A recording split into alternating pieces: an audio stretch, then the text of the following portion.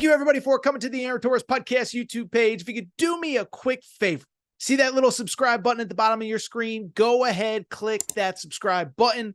Really does help our channel grow, our audience grow, and I really do appreciate it more than you know. So click that subscribe button. Appreciate your support. Now, here's the video that you came here for. Switch gears. Want to go ahead and hit on a college hoops topic. And it's kind of wild, right? I did Sunday's Aaron Torres pod. We recorded, about 6 p.m. Eastern time.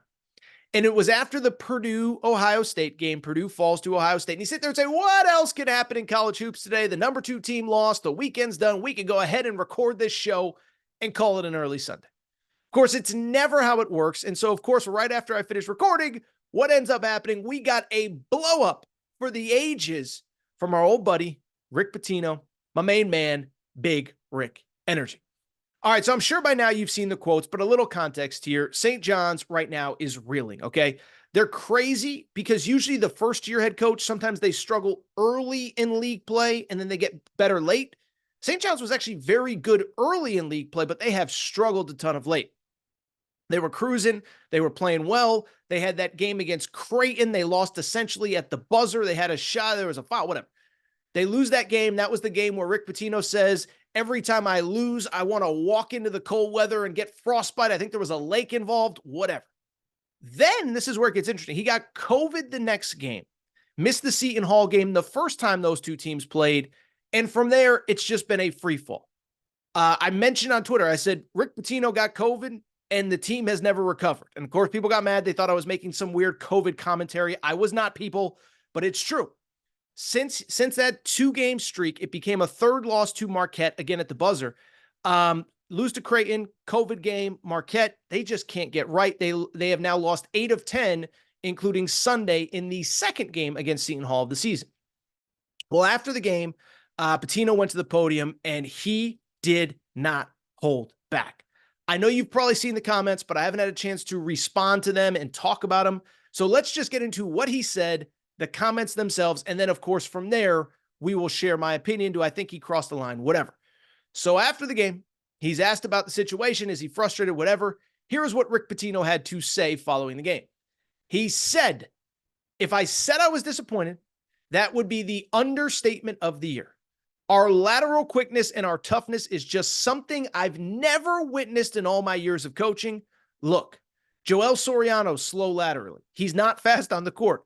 Chris Ledlam is slow laterally. Sean Conway's slow laterally. Brady Dunlap's physically weak. Drisa Traore is slow laterally. We recruited the antithesis of the way I coach with speed, quickness, fundamentals, strength, and toughness. It's a good group. They try hard, but they're just not very tough. And then, oh, by the way, for good measure, he basically said our facilities are, I'll put it delicately, not up to par. That's not really what he said. That's not really how he presented it, but he was not happy with the facilities as well. And so obviously, again, these quotes have been out there for about 24 hours now. You've seen reaction to it, but I felt like it was at least worth just briefly commenting on it here on the Aaron Torres Pod YouTube channel. And what I'll say is pretty straightforward. Don't love calling out your players individually, but 1, I trust Rick Pitino. 2, this is the NIL world. Suck it up, buttercup. And 3, I'll just be honest, not a great look, but I'm not going to lie and pretend that I'm outraged. And by the way, I think it has zero impact long-term on St. John's basketball. All right, so first of all, let me even start by saying this. For people who have kind of forgotten what the Rick Pitino experience is like, because he's been on a kind of the limelight for about 5-6 years, dating back to the Louisville days. I know he was at Iona, but obviously not a stage like the Big East, ACC, whatever. Pitino is incredibly hyperbolic. Now, I would call him the most hyperbolic coach in the history of the sport, but that would be hyperbole on my part. So what I'll just say, he's a very hyperbolic man. And so when he says, this is the most frustrated that I have ever been in all my years of coaching, or whatever he said, something to that extent, I am here to tell you, he has probably said stuff like this probably throughout his career, pretty much at every stop, okay? I remember when he was at Louisville, it was a big thing. It was like a big preseason Rick Pitino inside joke where he would have some media availability and he'd say, I think we got 6, 7, 8 NBA players on our roster. Then you look at a mock draft, they'd have 1, maybe 2, maybe 0, whatever. And so the man has always been about hyperbole. But I'll also say it goes back to what I said a minute ago. Go back to the quotes after the Creighton game. He takes losses tough. He takes losses personally. That is why I believe he is one of the greatest, if not the greatest college basketball coach that has ever lived. Doesn't have the resume of Coach K. Doesn't have the resume of some other people, but you talk coach for coach, stop for stop, player for player, win for win, he's as good as any of them. Now, in terms of calling players out themselves, let me start by saying this. I don't love it. I get it. I am from the belief, and I was always kind of taught by the coaches that I revered and respected, you never call out players individually by name publicly. Maybe as a team, you say, listen, we're not defending hard enough. We don't care enough. The buy-in isn't there as a team. But generally, publicly, it's on my shoulders. I didn't do a good enough job. Blame me. I'm not getting these guys prepared, whatever. So I don't think that's the greatest look. I will add all of the guys that he is currently complaining about, he recruited himself. You could sit here and say, well, I had to have 12 new players coming in. And he did reference, by the way, that some players that he wanted to stay did not, including AJ Storr, who's actually playing pretty well for Wisconsin right now. But at the same time, he was the one that went to the podium and said to Joel Soriano, you are my captain. I'm looking forward to coaching you. Basically saying, like, don't even think about entering the portal. We're going to build this thing around you. He is the one who brought in Jordan Dingle, who brought in Sean Conway, who brought in Brady Dunlap, who brought in Chris Ledlam. And so he does share a part of the blame for this situation. At the same time, let me also say this, though. As someone who I think of myself as a little bit of a college basketball historian, I don't necessarily think what he's saying is 100% wrong either, okay? Now, you could blame him bringing in the players, but first off, what he said about his teams and how they are built is accurate. He is a guy that historically has always valued athleticism, and he believes, hey, give me the athlete, I can turn him into a star with my workouts and my individual work, the stuff that Rick Pitino is famous for, okay? Francisco Garcia, I mentioned him, NBA player, was not a highly recruited kid. Donovan Mitchell, it's worth noting, was not a super highly recruited kid coming out of high school. Remember, Donovan Mitchell, even when he entered the NBA draft, it was kind of like, I'm going to test the waters, but I don't know if I'm good enough. Then late in the process, he has a workout with Chris Paul, whatever. And Chris Paul's like, yeah, you need to come to the league right now. I was thinking about this too. Remember the name Gorgie Jang? You might not remember if you're not a diehard college basketball fan, but he was a guy that basically was a bench player as a true freshman at Louisville. And then by his junior year, the year that Louisville won a national championship in 2013, wink, wink, they did win it, even though there's no banner at the Yum Center to commemorate it. That guy was an X factor on that team. Played, I just looked it up, 9 years in the NBA, kind of amazing. Basically left Louisville after that year, was playing in the NBA up until last season. So he has always historically recruited those types of players. And what I will say, the types of players that he has now aren't those types of guys. Chris Ledlam, look, I love him. But I'll say this, when he entered the portal, I do all those portal rankings. I watch tape, I talk to coaches, etc. And I was hesitant to believe, like, how good could he possibly be? How good will he be? Is he really a guy that can step up to a high major level and have success? I'm not picking on the kid individually. I'm just saying this is my evaluation. I got to be fair. I got to be honest.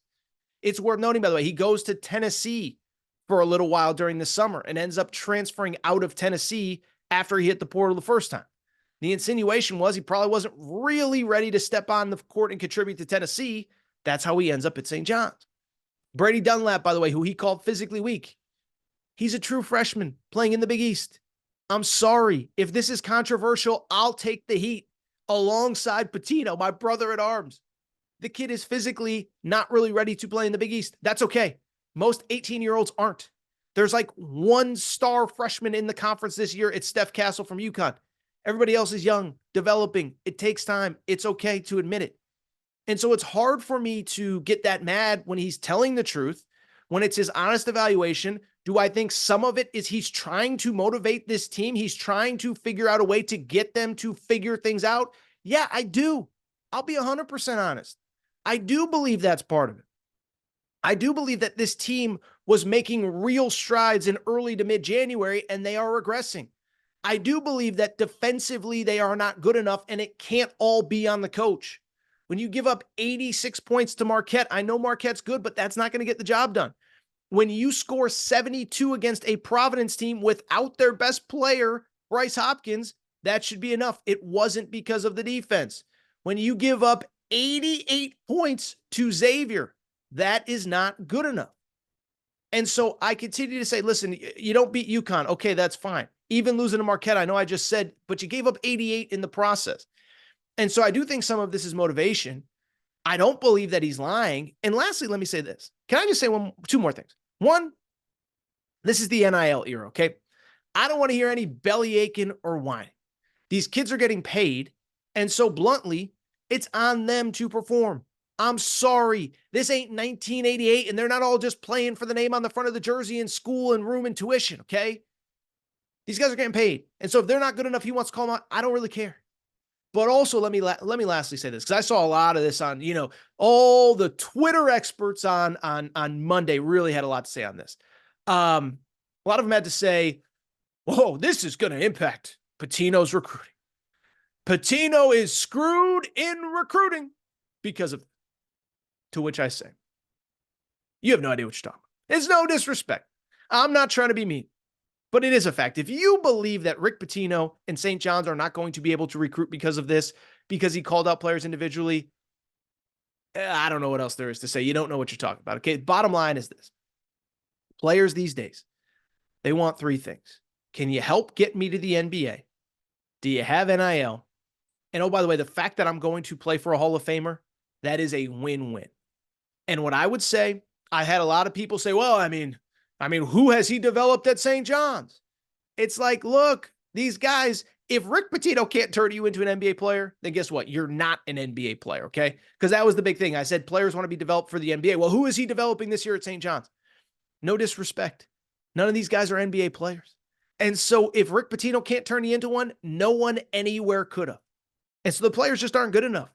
You can't teach someone, again, to be more laterally quick, to have 6 more inches on their vertical leap, to have 5 more inches on their wingspan. You can't teach that. But at the end of the day, players only care about a couple things. Am I getting paid in this world? And are you helping me get ready for the next level? And Rick Pitino is going to be able to sell that. So I don't think it's that big of a deal. I don't love it. I'm sure on Monday he got some calls from some parents and some AAU people, some NIL agents. Probably had his assistants deal with those. But hey, this is the NIL world. Deal with it if you don't like it.